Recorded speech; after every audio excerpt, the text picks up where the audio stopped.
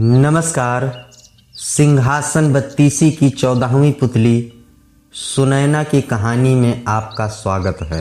राजा विक्रमादित्य सभी गुणों के सागर थे। उन जैसा न्यायप्रिय, दानी और त्यागी कोई दूसरा ना था। इन सभी गुणों के अलावा उनमें एक और गुण था, वह बहुत बड़े शिकारी थे तथा निहत्थे भी हिंसक से हिंसक जानवरों का वध कर सकते थे।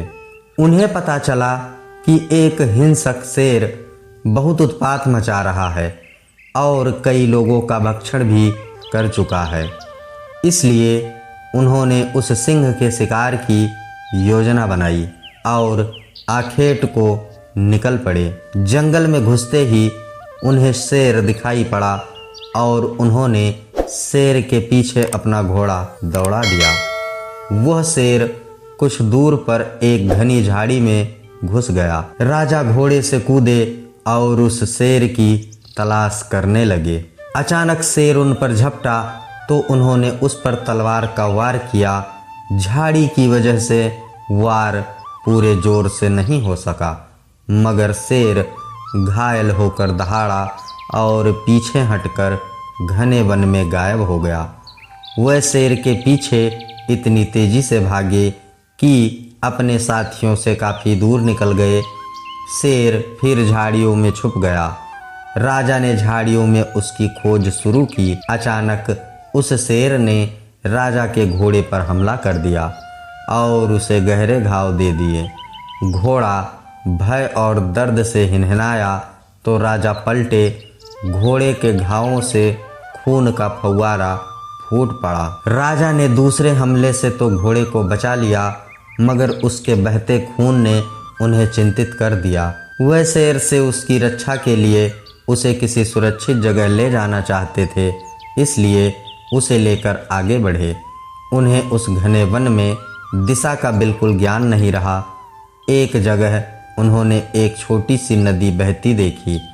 वह घोड़े को लेकर नदी तक आए ही थे कि घोड़े ने रक्त अधिक बह जाने के कारण दम तोड़ दिया। उसे मरता देख राजा दुख से भर उठे। संध्या गहराने लगी थी, इसलिए उन्होंने आगे न बढ़ना ही बुद्धिमानी समझा। वह एक वृक्ष से टिक कर अपनी थकान उतारने लगे। कुछ ही क्षणों बाद उनका ध्यान नदी की धारा में हो रहे कोलाहल की ओर गया। उन्होंने देखा दो व्यक्ति एक तैरते हुए शव को दोनों ओर से पकड़े झगड़ रहे हैं। लड़ते लड़ते वह दोनों शव को किनारे लाए। उन्होंने देखा कि उनमें से एक मानव मुंडों की माला पहने बीभत्स दिखने वाला कापालिक है तथा दूसरा एक बैताल है, जिसकी पाठ का ऊपरी हिस्सा नदी के ऊपर उड़ता सा दिख रहा था।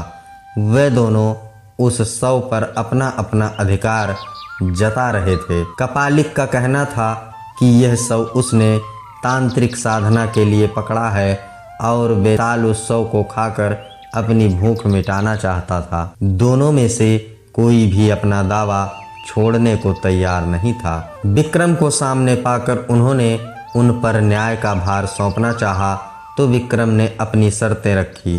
पहली यह कि उनका फैसला दोनों को मान्य होगा और दूसरी कि उन्हें वह न्याय के लिए शुल्क अदा करेंगे। कपालिक ने उन्हें शुल्क के रूप में एक बटुआ दिया जो चमत्कारी था तथा मांगने पर कुछ भी दे सकता था। बेताल ने उन्हें मोहिनी चंदन काष्ठ का टुकड़ा दिया जिसे घिसकर लगाकर अदृश्य हुआ जा सकता था। उन्होंने बेताल को भूख मिटाने के लिए अपना मृत घोड़ा दे दिया तथा कपालिक को तंत्र साधना के लिए शव। इस न्याय से दोनों बहुत खुश हुए तथा संतुष्ट होकर चले गए। रात घिर आई थी और राजा को जोरों की भूख लगी थी, इसलिए उन्होंने बटुए से भोजन मांगा। तरह तरह के व्यंजन उपस्थित हुए और राजा ने अपनी भूख मिटाई। फिर उन्होंने मोहिनी काष्ठ के टुकड़े को घिसकर उसका चंदन लगा लिया और अदृश्य हो गए। अब उन्हें किसी भी हिंसक वन्य जंतु से खतरा नहीं रहा। अगली सुबह उन्होंने काली द्वारा प्राप्त दोनों बैतालों का स्मरण किया तथा अपने राज्य की सीमा पर पहुंच गए। उन्हें महल के रास्ते में एक भिखारी मिला जो भूखा था। राजा ने तुरंत कापालिक वाला बटुआ उसे दे दिया ताकि जिंदगी भर उसे भोजन की कमी ना हो। तो साथियों, सिंहासन बत्तीसी की 14वीं कहानी सुनैना में आज बस इतना ही। आशा करते हैं आपको कहानी पसंद आई होगी। कहानी पसंद आई हो तो चैनल को सब्सक्राइब करना ना भूलें। जल्द मिलते हैं सिंहासन बत्तीसी की अगली पुतली सुंदरवती की कहानी में। तब तक के लिए नमस्कार, धन्यवाद।